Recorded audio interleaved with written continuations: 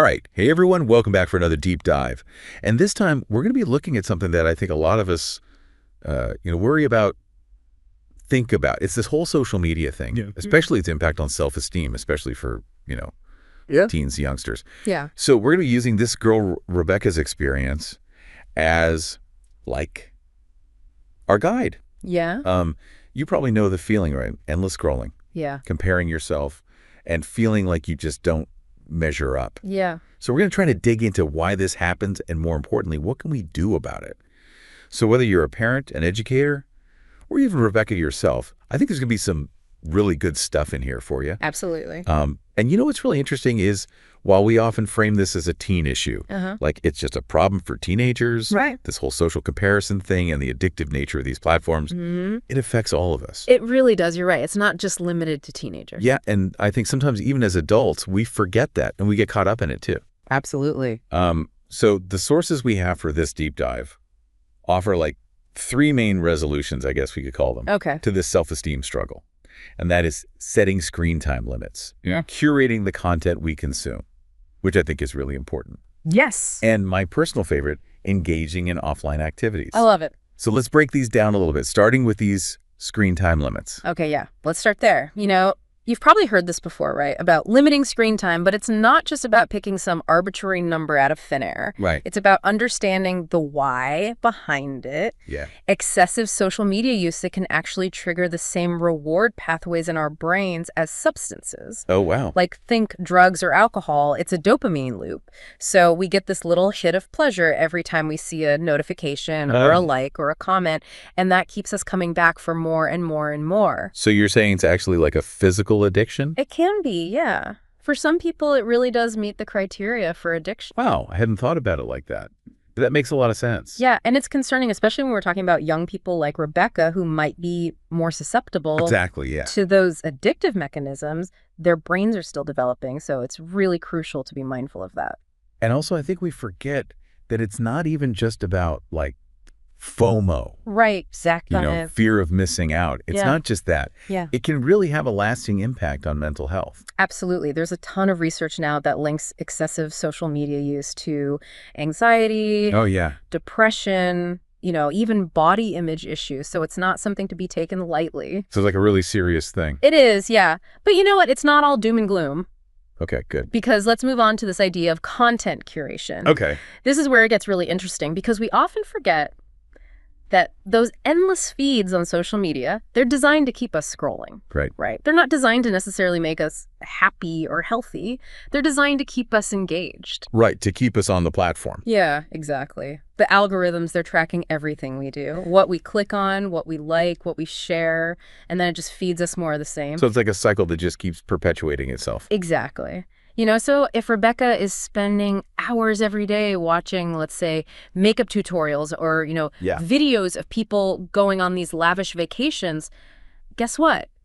The algorithm's going to show her more and more of that. Right. And she's going to think that that's like... Exactly. And that's where the comparison comes in, right? She's comparing her everyday life to these highly curated, often unrealistic portrayals of other people's lives. And it makes you wonder, like, are we really in control of our online experience? Right. Or are we being, like, low-key controlled? Well, that's the million-dollar question, isn't it? It's like, who's really pulling the strings here? Yeah. But here's the good news. Okay, good. We have the power to kind of disrupt that cycle. We can choose to curate our own online experience. We can consciously choose to follow accounts that promote positivity, inspiration, realness, things that actually make us feel good. So, like, in Rebecca's case, if she's constantly seeing content related to, let's say, unrealistic beauty standards or, lavish lifestyles that she can't even imagine, right, it might be worth helping her find accounts that celebrate diversity, body positivity, real achievements, things that are actually attainable. Absolutely. And she can unfollow those accounts that make her feel bad about herself. Yeah. The ones that trigger those negative comparisons. It's about taking control and creating an online space that actually supports her well-being. It's like cleaning up your feed. Yes, exactly. Like spring cleaning for your social media. Yeah, and being really intentional about who you're letting in. Exactly. Into that space. You're the curator of your own online museum, so to speak. I love that. I love that analogy. Okay, so now let's get to that advice we all know. Yeah. but maybe need to be reminded of, which is getting offline and engaging in some real-world activities. It's valid. It's so easy to forget how important that is for building self-esteem. And the sources suggest things like joining clubs, volunteering, picking up hobbies, anything that involves interacting with other human beings. Yes, face-to-face. And the real world. Yes, it's so important. And it's so funny because it sounds so simple, right?